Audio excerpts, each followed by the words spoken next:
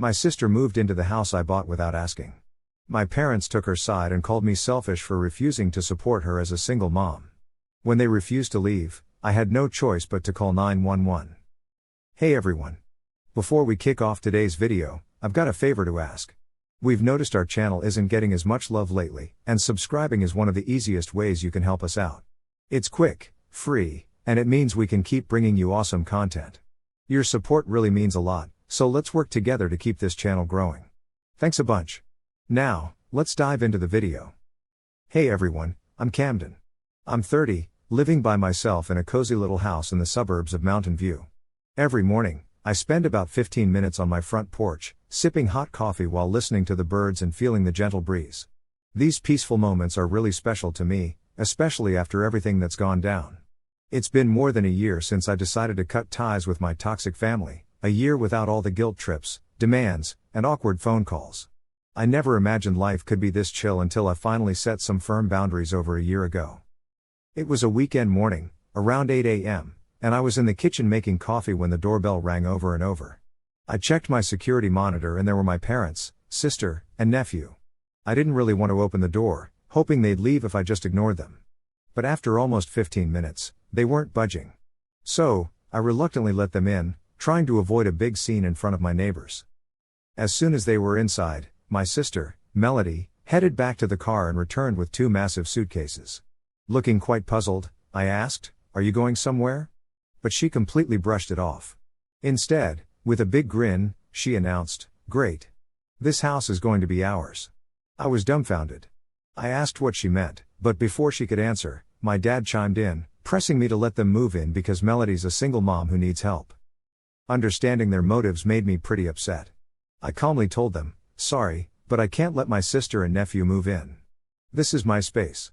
That didn't sit well with my dad, who slammed his hand on the table and demanded I let them stay.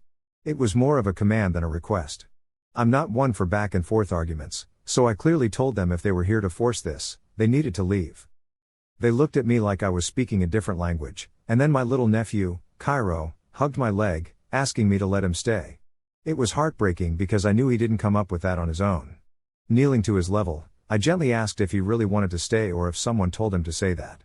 He admitted it was his mom and grandparents. That was it for me. I told them to leave before I called the police. My dad dared me to do it, so I did. While on the phone with 911, their expressions turned from defiant to worried, but they still wouldn't budge. 15 minutes later, the police showed up. I explained the situation to them calmly, showing them my ownership papers. My parents tried to argue their rights as parents, but the officers explained that I had the right to ask them to leave. Faced with no other choice, my family packed up to go, my mom and sister crying to try and sway me. Before leaving, my dad threw some parting words of regret my way.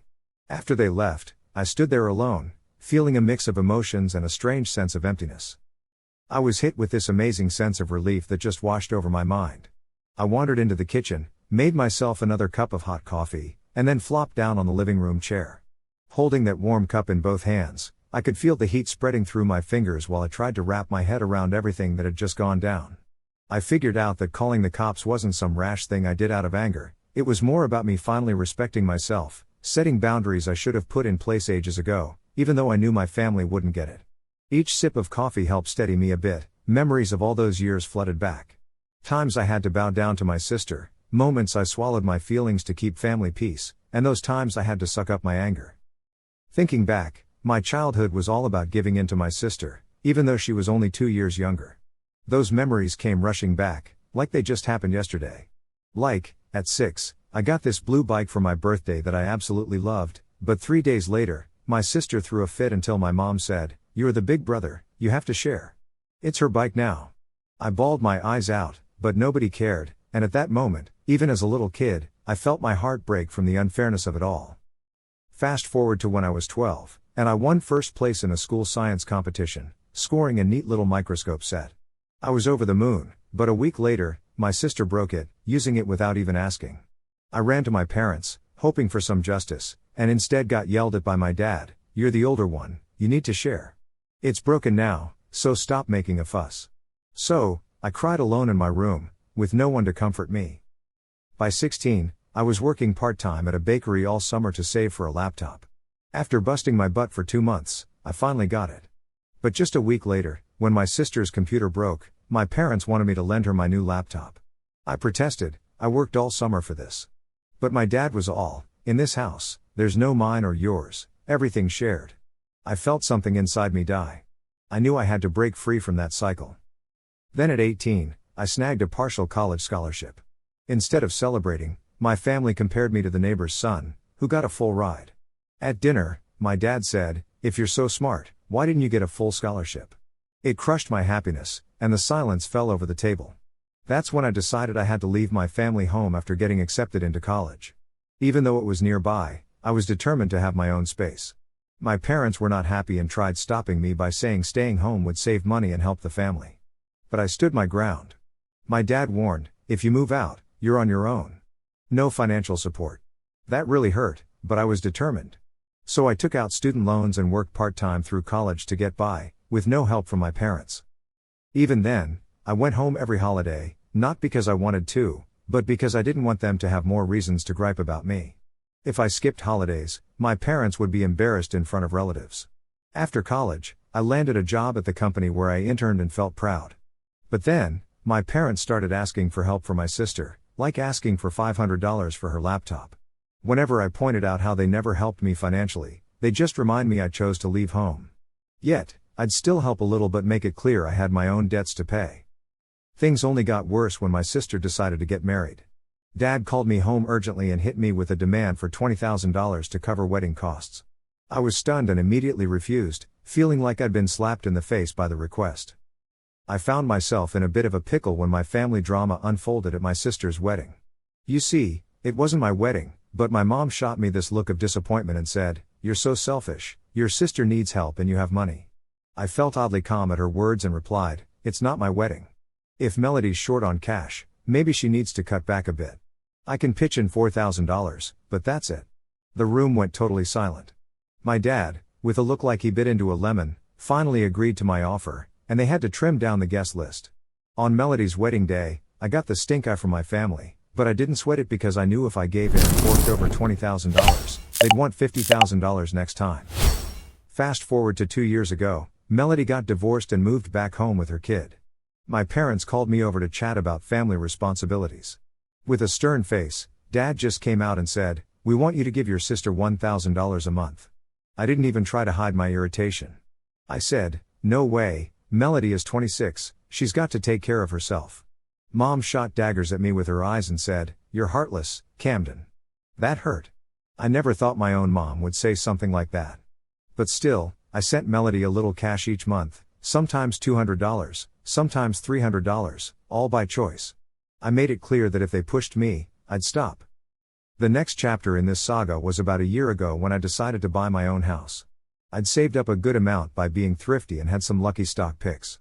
I kept quiet about my plans, not wanting my family's 2 cents, but then Melody saw me chatting with Clarissa, a real estate agent, at a cafe. Clarissa turned out to be a friend of Melody's. Melody got all nosy and asked, "You're buying a house, aren't you?" I nodded, and that's when I knew trouble was brewing. Sure enough, Melody blabbed to my parents, and they started meddling. My dad called me over one weekend and dropped this bomb: "You should get a big house so your sister and her kid can move in too." I felt a chill down my spine and calmly said, "I'm buying a house for me, not the whole family." Mom chimed in, saying, "Camden, your sister needs help." But I stood my ground. Melody needs to handle her own life because I have mine to live. With my refusal, Melody started crying and held her son, Cairo, saying, "You're so selfish, Camden. Cairo deserves a better life." I didn't budge, but looking at Cairo's innocent face tugged at my heart. Still, logic won out, and I left without making any promises. I dodged my family's calls and quietly continued my house hunt. 2 months later, I sealed the deal on a small, cozy house in the suburbs, close enough to the city, and all mine. Signing that contract felt like declaring my independence. When Clarissa congratulated me, I couldn't hide my smile.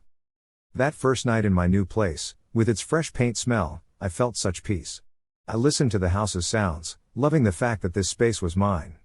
But I made one slip up: I didn't tell Clarissa to keep my house purchase under wraps. A few days later, Clarissa blabbed to Melody, who told my parents. My dad called, furious, accusing me of keeping secrets. I calmly replied, I spent my money on what I wanted. If you want a house for Melody, sell yours. My dad wasn't having it and started yelling again. Teach me, you jerk. After that line, I just sat there silently with nothing left to say and gently hung up the phone.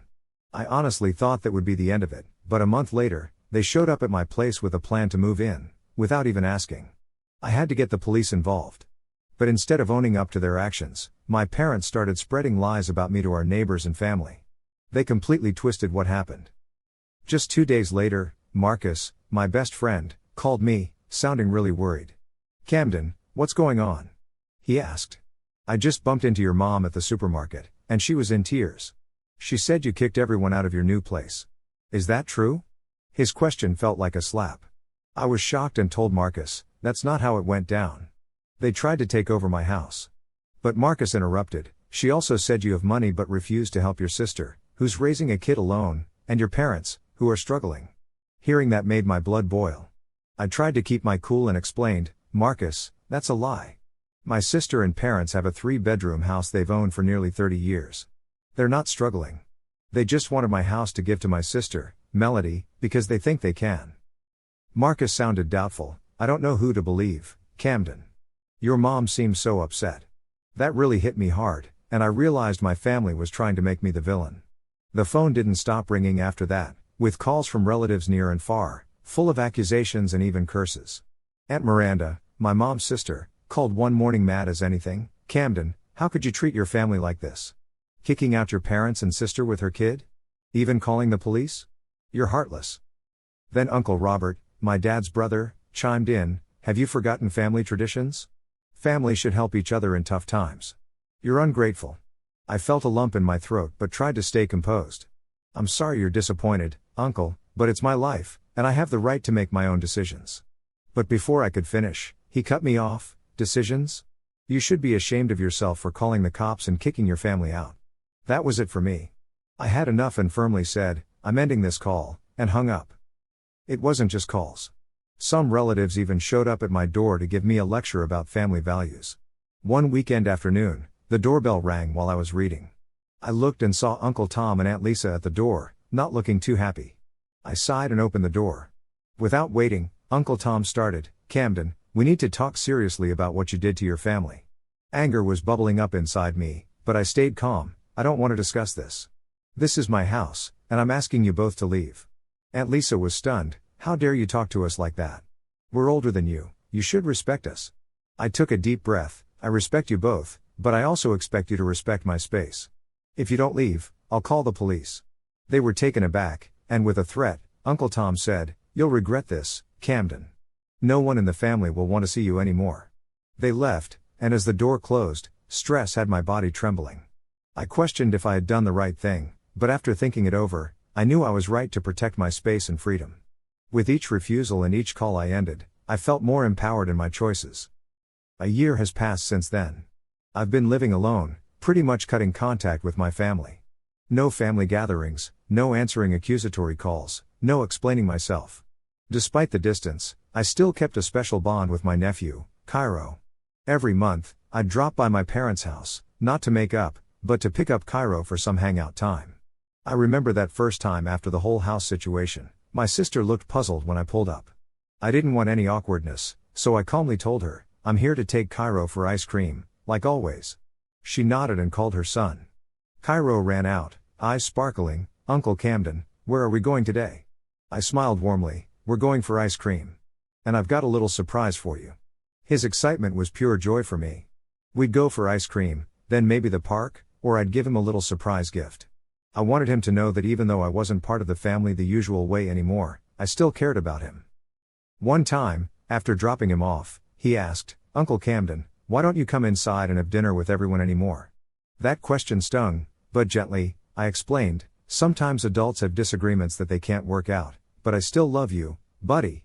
Cairo nodded thoughtfully and said, "I get it. It's like when Tommy and I didn't talk for a week after fighting over a video game." I laughed at his simple understanding and hugged him. Exactly, just like that. So, even without family ties, having Cairo in my life made me happy. I thought things would always be this way until a month ago. Melody caught me off guard that day. As usual, I went to pick up Cairo, but my sister seemed different. Her usual cold demeanor was replaced with hesitation and worry.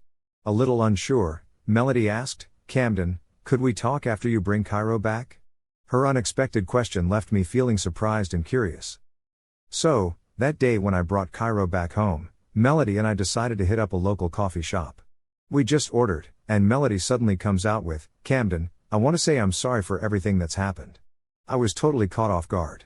Never in a million years did I think Melody, who was always the favorite with our parents, would own up to her mistakes like that. She kept going, saying she'd spent the last year doing some serious thinking. She realized she'd been relying way too much on our parents and me, not taking charge of her own life, and unfairly blaming me for her problems. I didn't really know how to respond, so I just sat there listening while she got all emotional. Then she thanked me for always being there for her son, even though I'd taken a step back from the family. Her words hit me right in the feels. I just smiled and told her, "Cairo's a great kid. I didn't want my issues with you to affect him." She smiled back, a real smile I hadn't seen on her face in ages. After a little pause, she got a bit shy and said, "Camden, I've got something to ask you. I don't need an answer right away, but please think about it." I was curious and a bit cautious, so I asked what she meant. Melody laid it out. She wanted to borrow $3,000 with no interest and promised she'd pay it back in a year. She planned to start a small takeaway stand from home, crunched the numbers, and believed it was a solid idea. At first, I was skeptical. Our family had a habit of borrowing money with no intention of paying it back. But this time felt different. She seemed serious. After thinking it over, I agreed but added a condition. I'd give her the cash when she bought stuff for the shop to make sure it went to the right place. Melody nodded with determination and said, "Fair enough, thanks, Camden." That chat left me with a bit of hope for us, like maybe our relationship could heal. Fast forward to the opening day of her stand a week later, I swung by to check it out. I was pretty amazed. Even though the stand was small, it was super cozy, and there were already some regulars when I got there. Melody greeted me with a big grin, "Camden, you're here."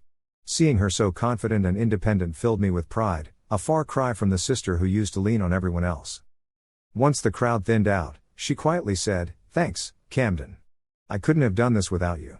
I just smiled and nodded. Words weren't really needed. We both knew we were starting fresh, with respect as our foundation. Looking back, I don't hold grudges or seek revenge. I've learned to set boundaries and live life my way.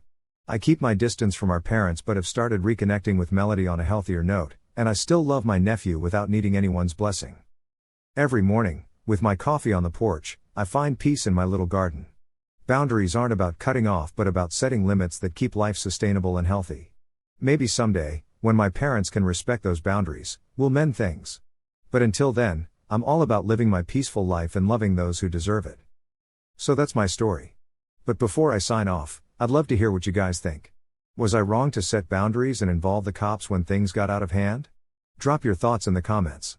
And if you dug this story, don't forget to subscribe, hit the notification bell, and like and share. Catch you in the next story.